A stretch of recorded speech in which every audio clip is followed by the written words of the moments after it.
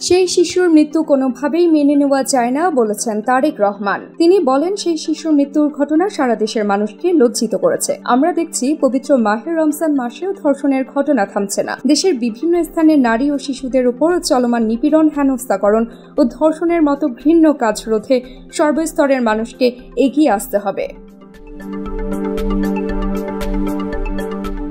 বৃহস্পতিবার দিবাগত মধ্যরাতে গণমাধ্যমে পাঠানো এক বিবৃতিতে তারেক রহমান এসব কথা বলেন। বিএনপির সিনিয়র যুগ্ম মহাসচিব রুহুল কবির রিজভী প্রেরিত বিজ্ঞপ্তিটি বিএনপির অফিসিয়াল ফেসবুক পেজ থেকেও প্রকাশ করা হয়।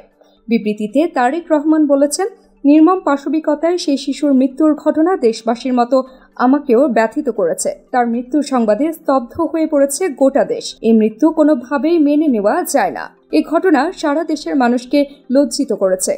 সেই শিশুর ওপর ঘটে যাওয়া নির্মম পাশবিক ঘটনার প্রতিবাদের ঝড় উঠেছে শহর থেকে গ্রামে।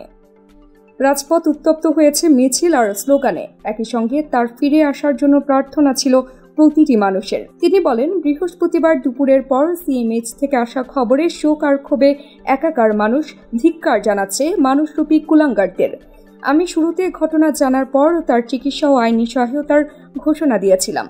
অতীতের ফ্যাসিবাদ সরকারের আমলে ধর্ষণকারীদেরকে বিচারের আওতায় না এনে বিভিন্নভাবে পুরস্কৃত করার ফলে দেশে ধারাবাহিকভাবে একই ঘটনার পুনরাবৃত্তি ঘটছে। বিচারের দীর্ঘসূত্রিতার ফলে আইনের ফাঁক দিয়ে ধর্ষণকারীরা বারবার রক্ষা পেয়ে যাচ্ছে, যার ফলে ধর্ষণের মাত্রা দিন দিন বেড়েই চলছে। বিএনপির ভারপ্রাপ্ত চেয়ারম্যান বলেন, আধুনিক যুগে মানবজাতি এরূপ অমানবিক, পৈশাচিক এবং বর্বরচিত কাজে লিপ্ত হতে পারে তা কল্পনাতীত। ধর্ষণ শুধু অপরাধী নয়, মানবতার বিরুদ্ধে চরম আঘাত এবং সমাজের নৈতিক অবক্ষয়ের ভয়াবহ চিত্র।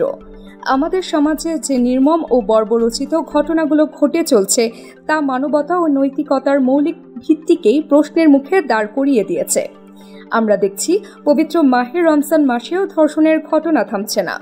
দেশের বিভিন্ন স্থানে নারী ও শিশুদের উপর চলমান নিপীড়ন, হেনস্থাকরণ ও ধর্ষণের মতো ঘৃণ্য কাজ রোধে সর্বস্তরের মানুষকে এগিয়ে আসতে হবে।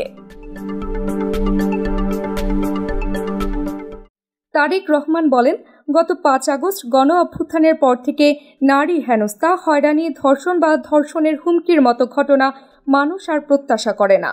তারপরেও এই ঘটনাগুলো ঘটেই চলেছে।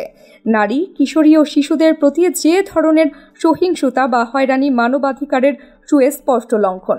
তাই সরকারের সংশ্লিষ্ট কর্তৃপক্ষকে নারী ও শিশুদের নিরাপত্তা এবং মর্যাদা নিশ্চিতে দায়িত্বশীল ভূমিকা পালনের আহ্বান জানাচ্ছি।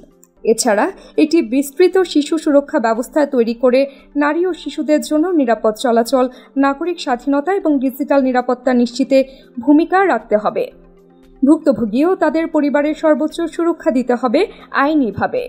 বিএনপির শীর্ষ এই নেতা বলেন, এ ধরনের অপরাধের দৃষ্টান্তমূলক শাস্তি নিশ্চিত করা সমাজের শান্তি ও ন্যায় বিচার প্রতিষ্ঠার জন্য অতীব গুরুত্বপূর্ণ। এ ঘটনা শুধু বর্তমান সমাজকে কলুষিত করছে না, ভবিষ্যৎ প্রজন্মের জন্য এক ভয়ঙ্কর দৃষ্টান্ত তৈরি করছে।